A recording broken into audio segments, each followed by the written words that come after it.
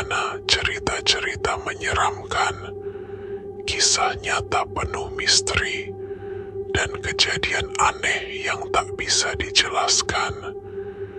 Kami hadirkan dengan cara yang bikin bulu kuduk berdiri.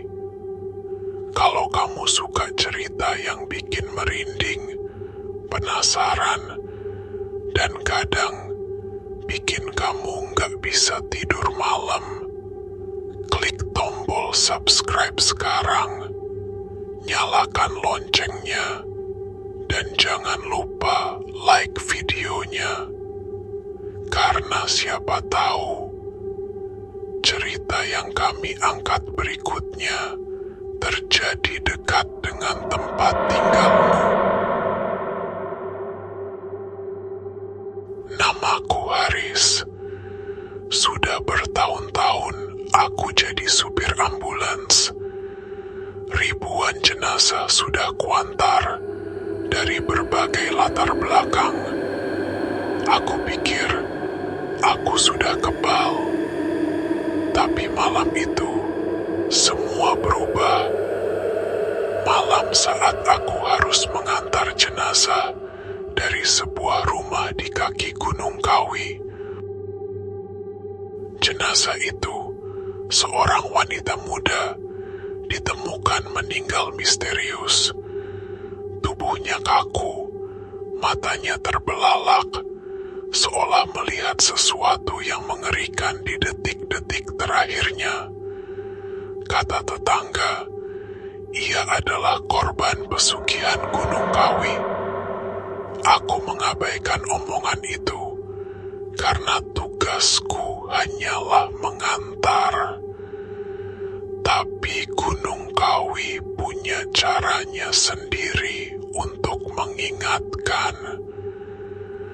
Dan jenazah yang kuantar malam itu ternyata bukan lagi milik manusia.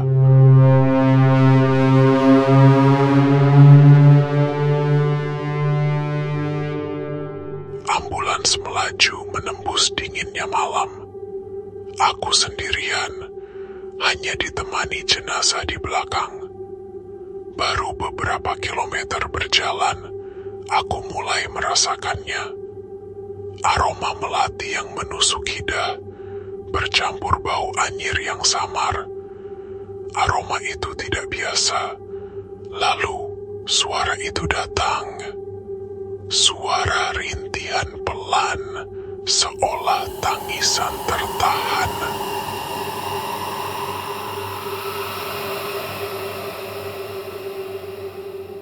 Awalnya samar, lalu semakin jelas. Suaranya berasal dari belakang, dari arah jenazah. Aku mencoba menenangkan diri.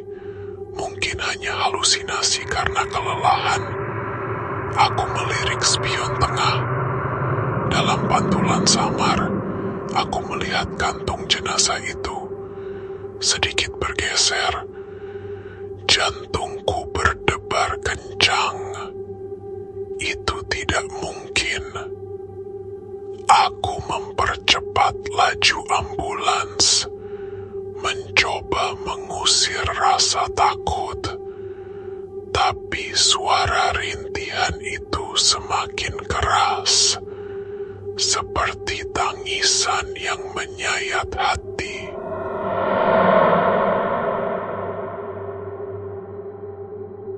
Dan kali ini, aku merasakan hawa dingin yang menusuk dari belakang, seperti ada yang berdiri tepat di samping kantung jenazah.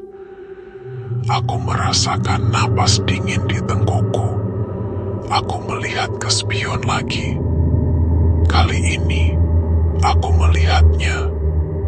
Di atas kantung jenazah, ada sepasang mata merah menyala, menatapku tajam.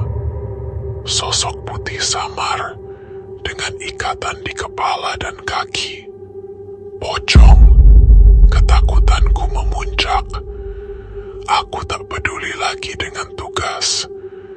Aku membanting setir, memutar balik ambulans, dan dan melaju sekencang-kencangnya kembali ke arah rumah duka. Aku harus kembali. Aku tak sanggup melanjutkan perjalanan ini.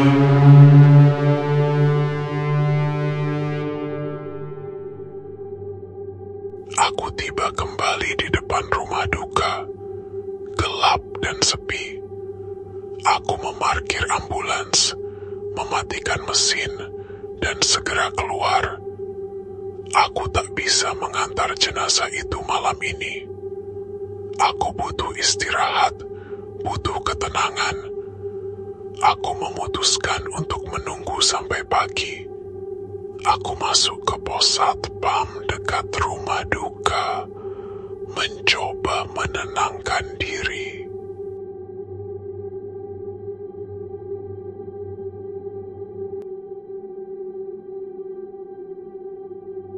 Malam terasa panjang, penuh ketegangan.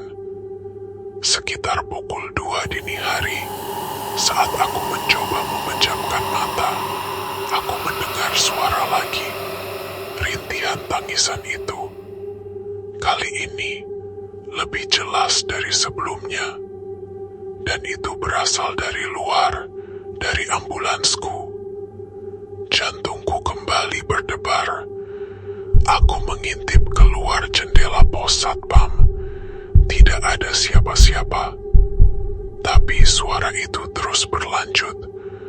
Aku ingat, pos satpam ini punya monitor CCTV. Aku menyalakan monitor dan mengarahkan kamera ke ambulans. Dan apa yang kulihat membuat darahku berdesir.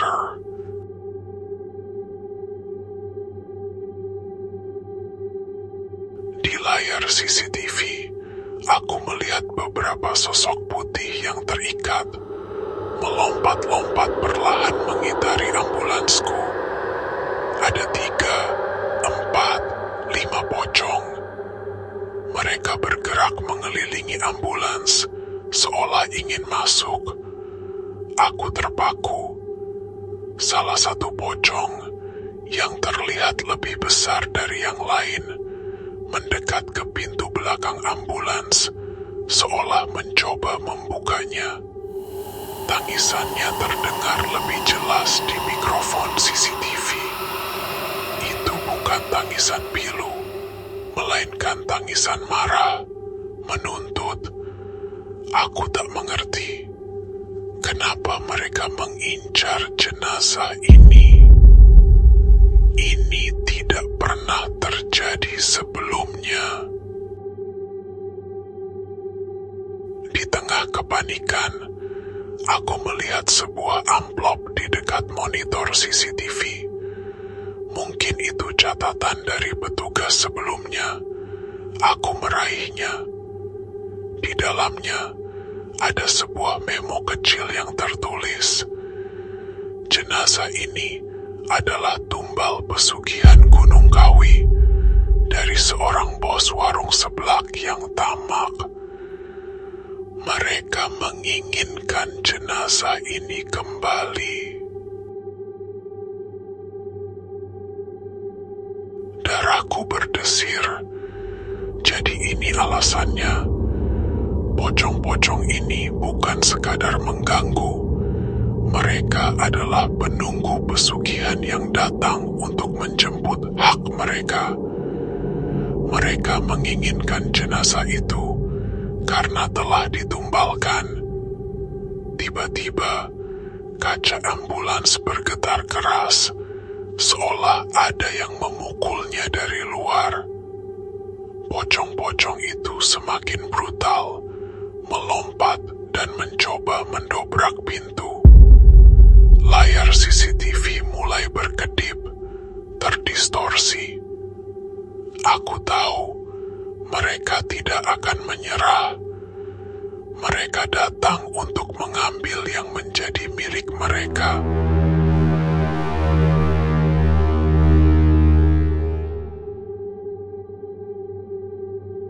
Aku hanya bisa meringkuk di sudut pos pos satpam menunggu fajar. Aku melihat pocong-pocong itu terus mengelilingi ambulans hingga menjelang subuh, baru perlahan menghilang seiring datangnya cahaya matahari.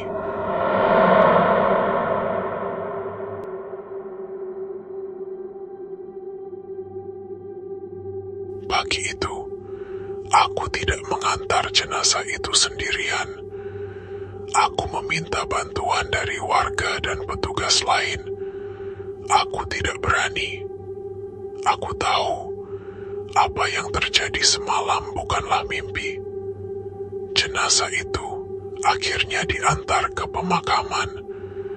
Sejak malam itu, aku tidak pernah lagi berani sendirian saat mengantar jenazah korban yang dicurigai terkait pesugihan. Gunung Kawi, pocong, dan bos warung seblak.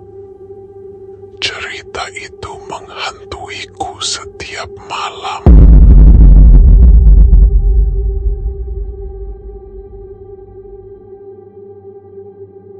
Aku tahu di dunia ini ada hal-hal yang lebih mengerikan dari kematian itu sendiri, terutama ketika manusia karena ambisi berani mengikat janji dengan entitas yang bukan dari dunia kita.